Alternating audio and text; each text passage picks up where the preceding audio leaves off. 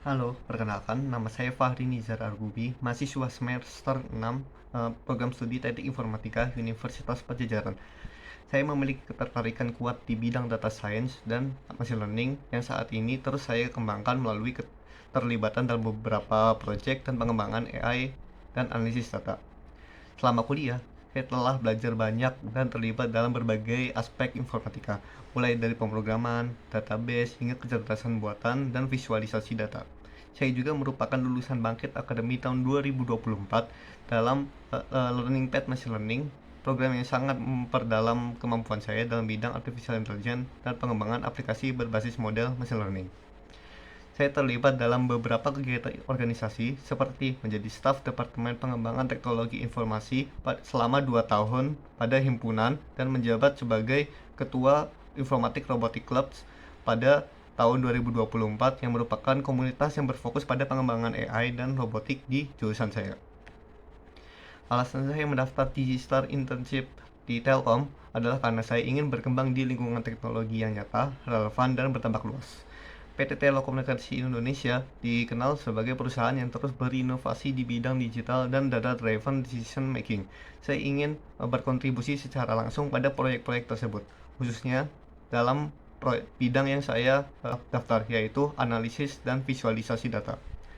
Saya memiliki komitmen penuh untuk mengikuti program ini dengan sungguh-sungguh. Saya siap belajar, bekerja sama dalam tim, dan mengerjakan proyek secara end-to-end. Karena saya percaya kesempatan ini bisa menjadi titik balik penting dalam perjalanan karir saya.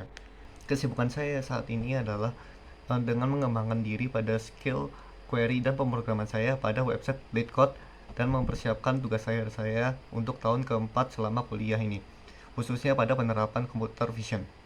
Salah satu proyek paling menarik yang pernah saya kerjakan adalah CardioMind, yaitu proyek dari mata kuliah perancangan perangkat lunak, yang mana proyek ini adalah website yang memadukan machine learning, artikel kesehatan, dan konsultasi dokter.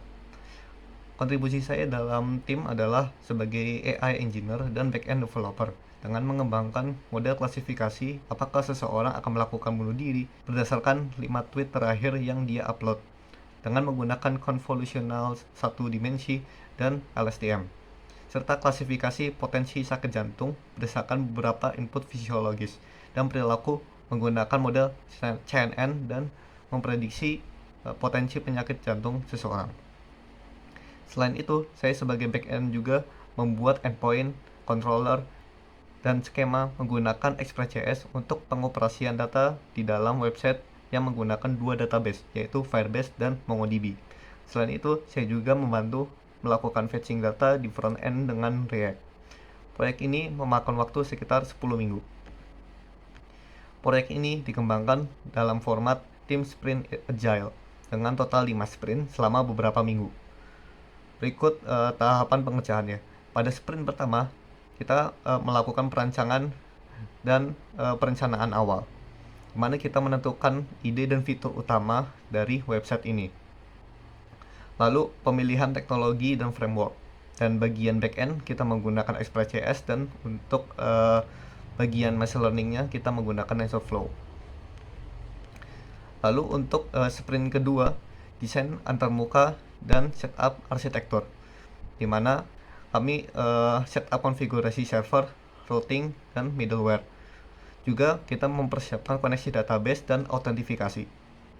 Untuk sprint 3 dan 4, kita fokus untuk pengembangan inti fitur, di mana kita menciptakan model machine learning yang dapat memprediksi potensi seseorang untuk bunuh diri dan sakit jantung dengan didapat validation akurasi 87% pada model prediksi potensi bunuh diri dan 75% pada model prediksi potensi sakit jantung.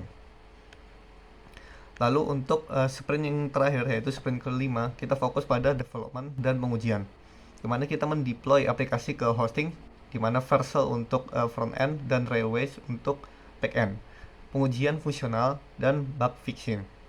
Lalu kita juga melakukan validasi akhir model dan fitur prediksi. Kendala utama yang saya alami pada proyek ini adalah kualitas dataset yang tidak seragam dan jumlah data yang tidak seimbang pada dataset prediksi potensi bunuh diri. Solusi yang saya lakukan pada saat itu adalah dengan mensintesis data dengan bantuan beberapa generatif AI dan menggabungkan beberapa dataset yang sekiranya masih memiliki karakteristik yang sama dan menerjemahkannya ke bahasa Indonesia dengan otomatisasi dari Google Spreadsheet. Saya merasa sangat bangga bisa berada dalam tim developer Cardioman yang telah berhasil menyelesaikan proyek sesuai dengan harapan dan jadwal yang ditentukan. Namun, Cardioman bukan satu-satunya proyek yang saya kerjakan. Misalkan, ada FreshFan, aplikasi mobile, gabungan computer vision dan e-commerce dari Capstone Project Bangkit Academy 2024. Lalu ada juga project analisis data e-commerce dari Decoding. Lalu ada image clustering untuk melihat persentase deforestasi dari citra udara, dan masih banyak lagi. Pengalaman ini memperkuat kepercayaan diri saya dalam berkontribusi di tim profesional seperti di Telkom nanti. Dalam mendukung pekerjaan saya, berikut adalah tools dan teknologi yang biasa saya gunakan dan bersinggungan dengan role yang saya lamar. Berikut tingkat kemahiran saya dalam skala 1 sampai 10. Yang pertama, ada Python. Tingkat kemahiran saya adalah 9. Lalu ada TensorFlow. Tingkat kemahiran saya ada 8. Lalu ada Power BI. Tingkat kemahiran saya ada 7.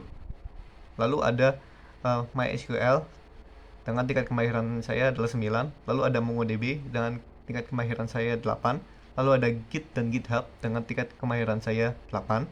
Lalu ada Streamlit dengan tingkat kemahiran saya 8. Dan yang terakhir ada Google Colab atau Kaggle dengan tingkat kemahiran saya 7. Demikian video perkenalan dari saya. Saya berharap penyampaian ini dapat memberikan gambaran yang jelas mengenai diri saya serta meyakinkan Bapak atau Ibu untuk mempertimbangkan saya sebagai kandidat yang sesuai. Terima kasih atas waktu dan perhatiannya.